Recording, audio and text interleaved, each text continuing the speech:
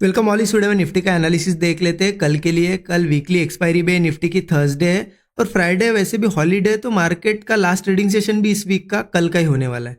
तो लास्ट दिन भी है कल इस वीक का और एक्सपायरी भी है। तो क्या मार्केट कोई अच्छा बड़ा मूव दे सकता है? क्या प्राइस एक्शन देख के समझने की कोशिश करेंगे कि किस डायरेक्शन में जा सकता है। क्योंकि आज भी देखिए वेनसडे था, मार्केट नीचे आया लेकिन अच्छा खासा हायर हाइज बनाते हुए ऊपर आके क्लोज हुआ। तो क्या ये रैली कंटिन्यू होगी क्या कल, ये हम समझने की कोशिश कर दे।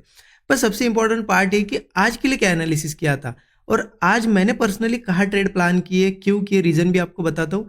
देखिए बहुत क्लियर सा एनालिसिस था। कल यहाँ पे मार्केट रिट्रेस करके सपोर्ट लेके अच्छा खासा ऊपर क्लोज हुआ था। हमने क्या डिस्कस किया था यहाँ पे, मैंने आपको पता है कल बताया भी था आपको कि मैं कॉल साइड की पोजीशन कैरी फॉरवर्ड करके गया हूँ, क्योंकि मेरा व्यू था कि गैप अप ओपन होगा और उसके हिसाब से गैप अप ओपन हुआ भी।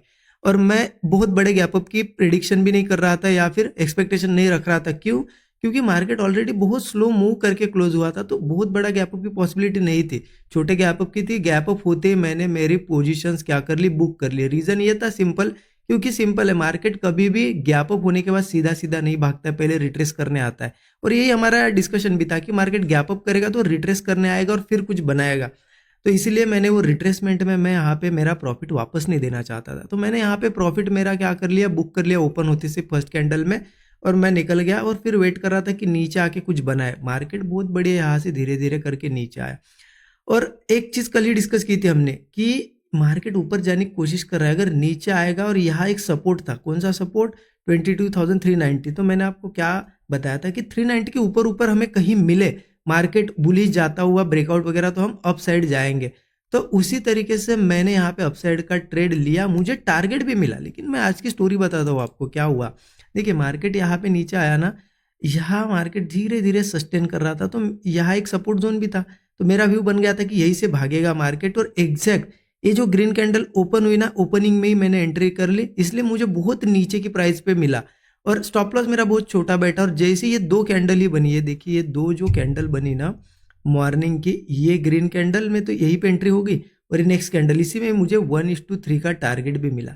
और आपको पता है जो लोग डेली वीडियो देखते हैं, मैं एक चीज़ को फॉलो करता हूँ। अगर यहाँ से मैंने ट्रेड लिया, मुझे यहाँ पे 1:3 अगर मिल जाए, दिख जाए, तो जैसे अगर रिवर्स करने लगता है ना, तो मैं अगर फ्लो में निकलता है तो बड़े टारगेट लेता हूँ, रिवर्स करने लगता है तो मैं फटाक से बुक कर लेता हूँ। बट आज मैंने बुक नहीं किया, मैंने स्टॉप लॉस नीचे का कॉस्ट पे लेके आया। क्यों? क्योंकि मेरा एक व्यू था कि मार्केट ऊपर जाएगा, यहाँ से ऊपर जाएगा। क्यों था? क्योंकि यहाँ पे आप देखिए एक छोटी गैप क्रिएट हुई है। हो सकता है आपको ये दिखी भी नहीं हो या दिख नहीं रही हो, बट यहाँ पे गैप है। क्या हुआ है ना, मार्केट ऐसे क्लोज हुआ, ये क्लोजिंग प्राइस और दूसरी ओपनिंग प्राइस नीचे है।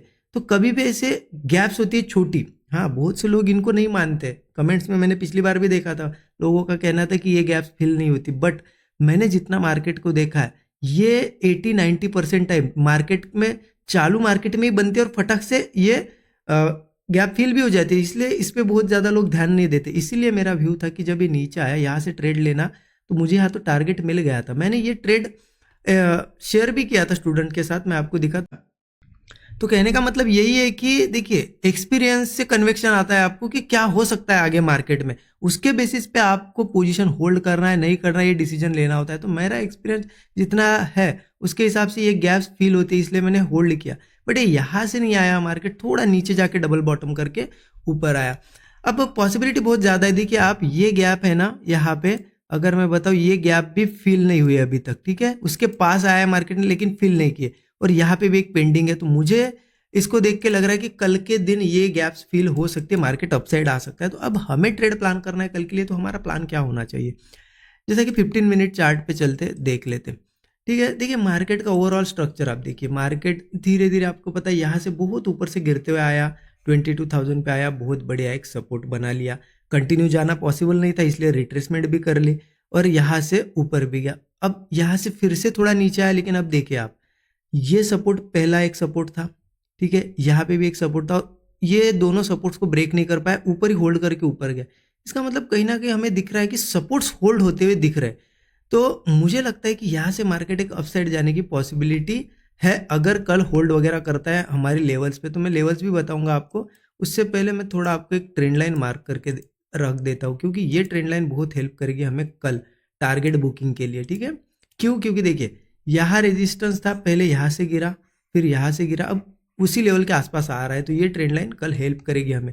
अब प्लानिंग करनी है तो कहाँ ट्रेड प्लान कर सकते हैं? देखिए, अगर ट्रेड प्लान ही करना है ना हमें, तो ये जो जोन बना था, राइट, ये जोन बना था और फिर ही मार्केट ऊपर गया है निफ्टी, तो मुझे लगता है कि इस जोन के ऊपर 15 मिनट का चार्ट लगा के रखा है यहाँ पे, इस जोन के ऊपर ऊपर ही हम प्लान कर सकते हैं। तो मार्केट की ओपनिंग है ना, लगभग इस जोन के ऊपर यही कही हो, मतलब ये लेवल लिख देता हूँ, कल भी यही सपोर्ट था हमारा 22,390 का, ठीक है। तो ओपनिंग कहीं ना कहीं फ्लैट हो या छोटी मोटी गैप डाउन भी हो, लेकिन इस जोन के ऊपर, मतलब 390 के ऊपर, क्योंकि वापस ही सपोर्ट के आसपास आएगा तो गिरने की पॉसिबिलिटी, इसलिए इसके ऊपर ही यही कहीं कुछ होल्ड करना चाहिए और अच्छा खासा ब्रेकआउट बनना चाहिए, तो अप साइड का ट्रेड हम प्लान करेंगे, ठीक है।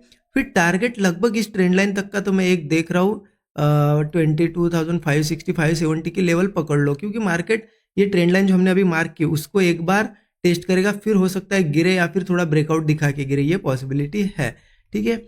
अब हो सकता है मार्केट गैप अप हो, ये फ्लैट छोटा नीचे गैप डाउन होता है तो ठीक है, गैप अप होता है तो क्या करेंगे, गैप अप के बाद सीधा नहीं जाना चाहिए, मार्केट सीधा जाता है तो फिर वो जो हम टारगेट डिस्कस कर रहे थे वो तो ऐसे ही मिल जाएगा, फिर हमारी एंट्री भी नहीं हो पाएगी। इसलिए गैप अप होने के बाद अच्छा सिनेरियो तभी बनेगा, मार्केट थोड़ा रिट्रेस करे, मतलब आज कैसे गैप अप हुआ रिट्रेसमेंट हुआ, वैसे गैप अप हो, रिट्रेस करे और फिर रिट्रेसमेंट के बाद सपोर्ट बनाने लगे, होल्ड करके ब्रेकआउट दे, फिर यही ट्रेंड लाइन के टारगेट के लिए हम ट्रेड प्लान कर सकते हैं। अगर market in case trend line break करता है और फेलियर नहीं आता है ट्रेंड लाइन का, मतलब ब्रेकआउट जो है सस्टेन कर जाता है, तो फिर धीरे धीरे अपसाइड के लिए निकल जाएगा, फिर ये रेजिस्टेंस है एक हमारा टारगेट होगा 22,670, इसके बाद 22,770 का एक टारगेट है, और लगभग मार्केट 23,000 के आसपास आ जाएगा, ठीक है। तो ये ऊपर के टारगेट है, तो सिंपल है कि यहाँ ओपन हो, यहाँ ये बुलिश जोन है हमारे लिए, बट मार्केट क्या गिर नहीं सकता है? गिरने के लिए मार्केट को सबसे पहली बात ये करनी पड़ेगी, पहले तो ये आप मार्क करके रखिए, लेवल है, स्क्रीनशॉट लेके रखिए। अब गिरना है ना मार्केट को, तो कहीं ना कहीं आप देखिए सपोर्ट्स लेवल्स को होल्ड कर रहा है। अगर गिरना है मार्केट को, तो मार्केट को एक तो गैप डाउन देना पड़ेगा या फिर ओपनिंग के बाद नीचे आना पड़ेगा, और फिर इस 390 लेवल जो हमने सपोर्ट निकाला 22,390, इसके नीचे नीचे या फिर इसके आसपास ही कंसोलिडेट करके कोई ब्रेकडाउन बनाना पड़ेगा, क्योंकि इस बार सस्टेन किया, इस बार सस्टेन, इस बार सस्टेन, अगर इस बार वो सस्टेन करके ब्रेकडाउन देता है ना, ऊपर नहीं जाता है, तो फिर फेलियर आ जाएगा, मार्केट नीचे गिरने लगेगा, फिर 22,240 का एक हमारा टारगेट होगा, और धीरे धीरे मार्केट 22,000 के आसपास आ सकता है। ये सपोर्ट लेवल है 240 की, ध्यान रखना, ठीक है। तो यहाँ से इतना तो एक मूव मिलेगा, हो सकता है फिर यहाँ से बाउंस बैक करे या कुछ करे, तो वही है, बड़ा गैप डाउन वगैरह होता है तो सपोर्ट्स पे देखना, बाउंस बैक भी कर सकता है मार्केट। तो इस तरीके से प्लान करना है। तो देखिए, मार्केट इस एरिया में सस्टेन करके कुछ बुलिश बनाए तो भी ऊपर जा सकता है, अगर कंसोलिडेट करके नीचे वगैरह आता है इस सपोर्ट्स के आसपास से, तो फिर दिक्कत है थोड़ा। बिल्कुल सिंपल सा एनालिसिस है, क्योंकि देखिए अभी यहाँ पे आपको दिख भी रहा है, ऐसे रेंज में फंसे हुए मार्केट में हम, तो सेटअप और थोड़ा बहुत ओवरव्यू बना के ही काम कर सकते हैं। अगर ये क्लियर कट निकल रहा होता ऊपर या नीचे, तो फिर हम डायरेक्टली अपसाइड या डाउन साइड जा सकते थे। यहाँ थोड़ा बहुत हमें दिमाग का भी काम करना पड़ेगा, दिमाग से काम करना पड़ेगा, ठीक है। इस तरीके से प्लान है कल का। ज़रूर कमेंट में बताइए आज आपने ट्रेड कहाँ प्लान किया, ठीक है। वीडियो को लाइक नहीं किया होगा, लाइक कर दीजिए, नए लोगों चैनल को जरूर सब्सक्राइब करिए। Thank you so much everyone.